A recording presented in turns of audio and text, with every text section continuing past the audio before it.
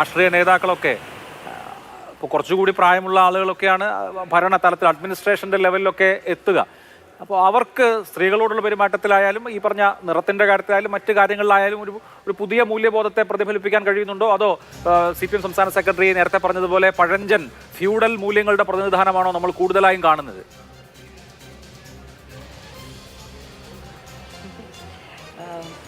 ഞാനത് ഡയറക്റ്റായിട്ട് ഇത് ചെയ്യില്ല. പക്ഷേ ഞാൻ പറയുക, ഇപ്പം ഈ ജനറലി ഒരു പൊളിറ്റിക്കൽ ലീഡർഷിപ്പിൻ്റെ ഒരു സ്വഭാവം എന്നത് ആക്ച്വലി ഒരു ബ്യൂറോക്രസിയെക്കാട്ടിലും സമൂഹത്തിൻ്റെയും മാറ്റത്തിൻ്റെയും പൾസ് തിരിച്ചറിയുന്നതിൽ വളരെ വളരെ സ്മാർട്ടാണ്.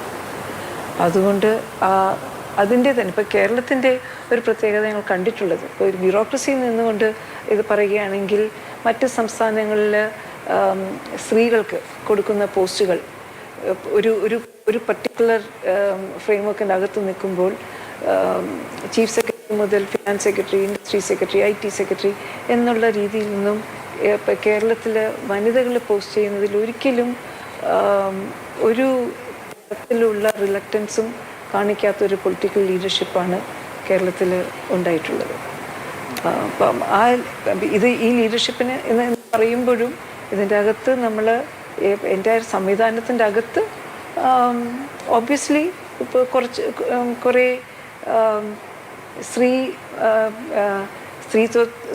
സ്ത്രീത്വമാണെങ്കിലും നിറത്തിൻ്റെ വിഷയമാണെങ്കിലും ഇതിൻ്റെയൊക്കെ ഇപ്പം കുറേയൊക്കെ നമ്മുടെ പൊളിറ്റിക്സ് കംപ്ലീറ്റ്ലി ഇൻറ്റേർണലൈസ്ഡ് ആയിരിക്കും. ചിലപ്പോൾ ആ പൊളിറ്റിക്സ് പൂർണ്ണമായിട്ടും ഇൻറ്റേർണലൈസ് ആയിരിക്കില്ല. അത് നമുക്ക് കാണാൻ സാധിക്കുകയും ചെയ്യും. ഒപ്പം ഇവിടെ ഇപ്പോൾ പല കാര്യങ്ങൾ ഇതുമായി ബന്ധപ്പെട്ട് സംസാരിക്കപ്പെടുന്നുണ്ട്. ഇപ്പോൾ താങ്കൾ തന്നെ സൂചിപ്പിച്ച ഒരു കാര്യം, തൊട്ട് മുമ്പ് ആ പദവി വഹിച്ചിരുന്ന ആളുമായിട്ടുള്ള താരതമ്യം ഉണ്ടാവുന്നു എന്നുള്ളതാണ്. അപ്പോൾ ചീഫ് സെക്രട്ടറി പദത്തിൽ വളരെ ഇൻഡിപെൻഡൻ്റ് ആയിട്ട് ഒരു വനിത ഇരിക്കുമ്പോഴും അവരുടെ ജീവിത പങ്കാളിയെക്കുറിച്ച് അല്ലെങ്കിൽ അദ്ദേഹത്തിൻ്റെ ടെന്നൂറിനെ കുറിച്ചുള്ള ഒരു കമ്പാരിസൺ മസ്റ്റാണ് എന്ന് വിചാരിക്കുന്ന ഒരു ചിന്ത ഉണ്ടോ ആളുകൾക്ക്?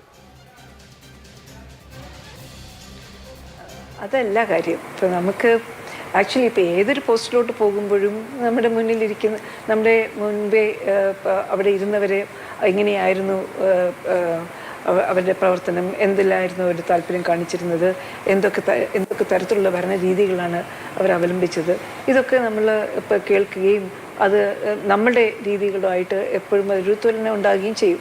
അത് സ്വാഭാവികമാണ്. അത് നമ്മളെല്ലാവരും ഇപ്പോൾ നമ്മളിരിക്കുന്ന പോസ്റ്റുകളൊക്കെ തന്നെ കണ്ടിട്ടുള്ളതാണ്. ഇതിൻ്റെ പ്രത്യേകത എന്ന് വെച്ചാൽ ഈ ഇപ്പം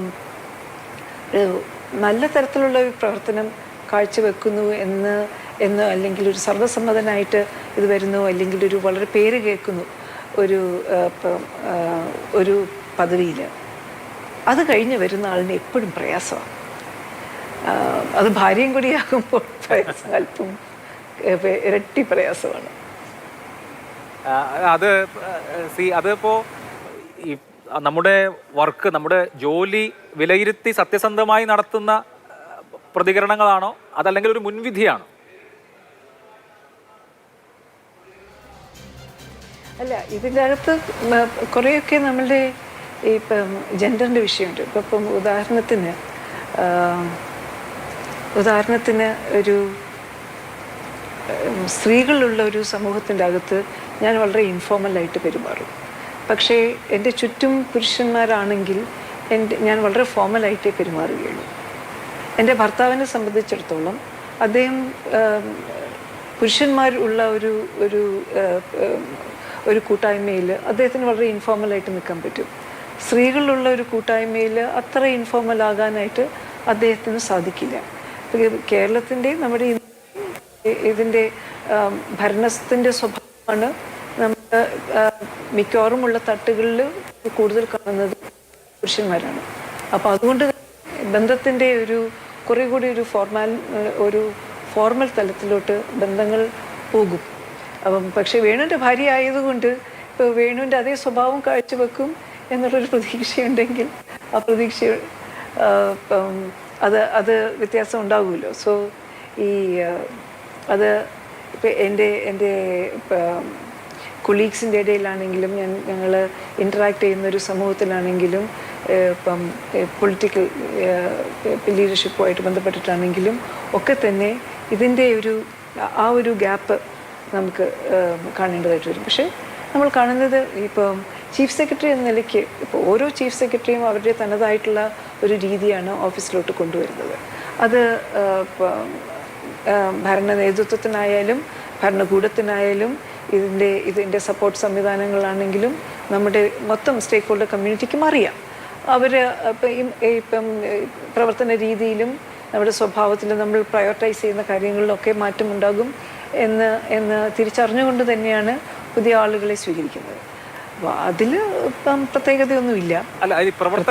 ഇവിടെ പ്രത്യേകിച്ച് ഒരു വിഷയം വന്നത് ഇപ്പോൾ പ്രവർത്തന ശൈലി പലർക്കും പലതായിരിക്കുമല്ലോ, വ്യത്യസ്തതകൾ ഉണ്ടാവും, കമ്മ്യൂണിക്കേഷനിലും സ്റ്റൈലിലും ഒക്കെ വ്യത്യാസങ്ങൾ ഉണ്ടാവും. പക്ഷേ ജെൻഡർ, സ്ത്രീ പദവി എന്നുള്ള കാര്യം ഏതെങ്കിലും തരത്തിലുള്ള മുൻവിധികൾക്ക് കാരണമാവുന്നുണ്ടോ? അങ്ങനെ ഫീൽ ചെയ്തിട്ടുണ്ടോ?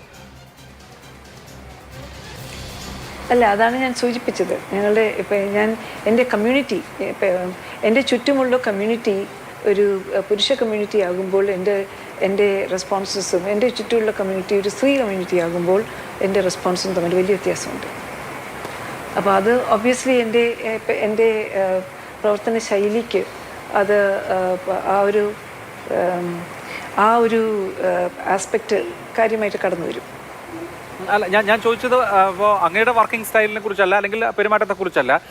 സമൂഹത്തിന് അല്ലെങ്കിൽ കൂടെ വർക്ക് ചെയ്യുന്നവർക്ക് ഈ ലീഡർഷിപ്പിന്, അത് ബ്യൂറോക്രാറ്റിക്കായ ലീഡർഷിപ്പായാലും പൊളിറ്റിക്കലായ ലീഡർഷിപ്പായാലും അവരുടെ ചിന്തകളെക്കുറിച്ചും മുൻവിധികളെക്കുറിച്ചുമാണ്. കൃത്യം 1 നൂറ്റാണ്ട് മുമ്പ് നമ്മുടെ നാട് ഒരു വനിതാ ഭരണാധികാരി റീജൻ്റായി തിരുവനന്തപുരത്ത് റാണി ഭരിക്കുന്ന സമയത്ത് അവർ ഔദ്യോഗികമായ എല്ലാ കാര്യത്തിനും, ഇപ്പോൾ അതായത് ഒരു ആളുമായി ചർച്ച നടത്തുകയാണ്, അതല്ലെങ്കിൽ ഒരു ഔദ്യോഗിക തീരുമാനം എടുക്കണം, എപ്പോഴും ഭർത്താവിനെ കൂടെ ഇരുത്തിയിട്ടേ തീരുമാനം എടുക്കുകയായിരുന്നുള്ളൂ എന്ന് ചരിത്രം എഴുതിയിട്ട് എന്ന് പറഞ്ഞതുപോലെ സ്ത്രീ ഇൻഡിപെൻഡൻ്റായി ഇത്തരം കാര്യങ്ങൾ ചെയ്യാൻ അത്ര പ്രാപ്തയല്ല എന്ന മട്ടിലുള്ള മുൻവിധി ഉണ്ടോ എന്നാണ് എൻ്റെ ചോദ്യം.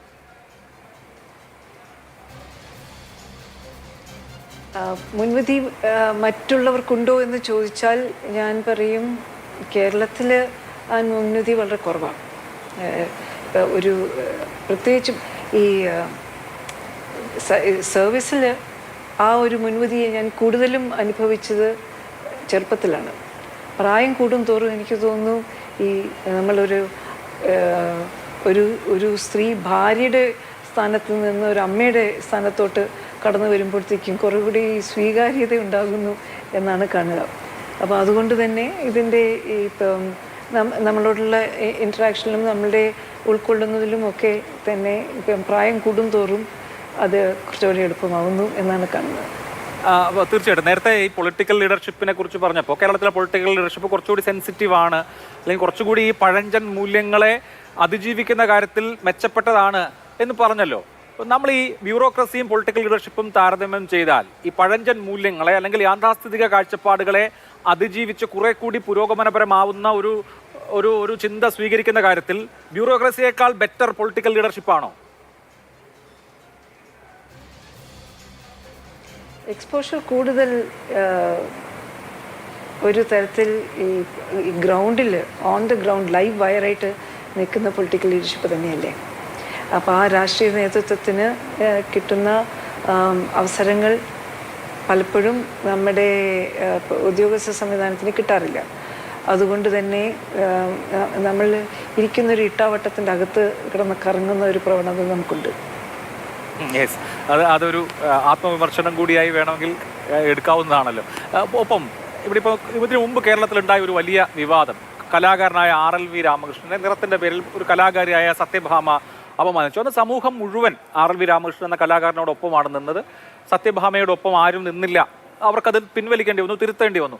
അത് ഒരു പക്ഷേ എനിക്ക് തോന്നുന്നു കേരളം ആർജിച്ചിട്ടുള്ള ഒരു പൊതുബോധത്തിൻ്റെ കൂടി പ്രതിഫലനമാണല്ലോ. ഇവിടെ ഇപ്പോൾ കൃത്യമായി താങ്കൾ ഒരു വിഷയം പുറത്തേക്ക് പറഞ്ഞു, പക്ഷേ ആരുടെ ഭാഗത്തു നിന്നാണ് ഉണ്ടായത് എന്ന് പറഞ്ഞില്ല. അത് മനഃപൂർവ്വമാണോ, അങ്ങനെ പറയണ്ട എന്ന് വെച്ചിട്ടാണോ? ഞാൻ അത് പറയണ്ടെന്ന് വെച്ചിട്ടാണ്. കാരണം ഇവിടെ ഈ ഒരു കമൻ്റ് എന്ന് പറഞ്ഞത് എന്നെ സംബന്ധിച്ചിടത്തോളം ഒരു വിഷയം ഉന്നയിക്കുന്നതിനുള്ളൊരു നിമിത്തമായിട്ട് മാത്രമേ കാണുന്നുള്ളൂ. എന്നുള്ളത് അത്ര പ്രസക്തമല്ല. ഇല്ല. ഓക്കെ, അല്ല അപ്പോഴും നമ്മൾ എല്ലാവരും ചിന്തിക്കുക, ഇപ്പോൾ ചീഫ് സെക്രട്ടറിയുടെ പൊസിഷനിലിരിക്കുന്ന ഒരാളോട് ഇപ്പോൾ സാധാരണ ആളുകൾക്ക് ഇങ്ങനെ സംസാരിക്കാൻ കഴിയില്ലല്ലോ. അപ്പോൾ വളരെ ഉയർന്ന ആരെങ്കിലും ആയിരിക്കുമെന്നൊക്കെയുള്ള ആ തരത്തിലൊക്കെയുള്ള പല അസംഷൻസ് സമൂഹത്തിലുണ്ട്. പൊളിറ്റിക്കൽ ലീഡർഷിപ്പിന്റെ ഭാഗമായ ആരെങ്കിലും ആണോ? ഞാൻ വിശ്വസിക്കുന്നത് ചീഫ് സെക്രട്ടറി എന്ന നിലയ്ക്ക് ആർക്കും എന്നോട് വന്ന് എന്തും പറയാൻ ഉള്ള ഒരു സ്പേസ് നൽകിയിട്ടുണ്ട് എന്നാണ്. ഓക്കെ, ഈ വിഷയം അതുകൊണ്ട് തന്നെ ആ ചോദ്യത്തിന് ഓക്കെ, ഇപ്പോൾ എന്തായാലും ഈ ദേശീയ മാധ്യമങ്ങളിൽ തന്നെയും ഈ താങ്കളുടെ കുറിപ്പ് ചർച്ചയാവുന്നൊക്കെ ഉണ്ട്. ഇന്ത്യ മുഴുവൻ ഒരു പക്ഷേ ചർച്ചയായേക്കും അടുത്ത ദിവസങ്ങളിൽ. ഇപ്പോൾ പറയാനുള്ളത് പറഞ്ഞു, എനിക്ക് പറയാനുള്ളത് വളരെ വ്യക്തതയോടെ കൃത്യമായി പറഞ്ഞു എന്ന ആത്മവിശ്വാസത്തിൽ ഇനി ഇതാ ഇവിടെ നിർത്തുകയാണ് എന്ന ഒരു നിലയിലേക്ക് എത്തിയോ, അതോ കൂടുതൽ ഈ വിഷയത്തിൽ സംസാരിക്കാൻ ഉദ്ദേശിക്കുന്നുണ്ടോ?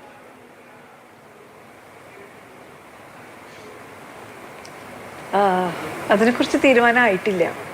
ഇപ്പം എനിക്ക് ഒരു ഉദ്യോഗസ്ഥ എന്ന നിലയ്ക്ക് അവശേഷിക്കുന്നതിന് 5 ആഴ്ച കുറേ കാര്യങ്ങൾ ചെയ്ത് തീർക്കേണ്ടതായിട്ടുണ്ട്. അത് ചെയ്യണം, അതൊന്നും കോംപ്രമൈസ് ചെയ്യാൻ പറ്റില്ല. പക്ഷെ അതോടൊപ്പം തന്നെ ഒരു ചർച്ച തുടങ്ങി വിട്ടത് ആ ചർച്ച എങ്ങോട്ട് പോകുന്നു, എങ്ങനെ പോകുന്നു എന്നതിന് സാക്ഷ്യം വഹിക്കണം എന്നും പ്രത്യേക താല്പര്യമുണ്ട്. അപ്പോൾ ഔദ്യോഗികമായ ചുമതലകൾ അവസാനിച്ചാൽ ഈ കോഴ്സിന് വേണ്ടി നിൽക്കാൻ മനസ്സിലൊരാഗ്രഹമുണ്ട്. അതെ, തീർച്ചയായും. ഈ കാര്യം മക്കളോടൊക്കെ സംസാരിച്ചോ, ജീവിത പങ്കാളിയോടൊക്കെ സംസാരിച്ചോ? എന്താണ് അവരുടെ ഈ കാര്യത്തിൽ അഭിപ്രായം?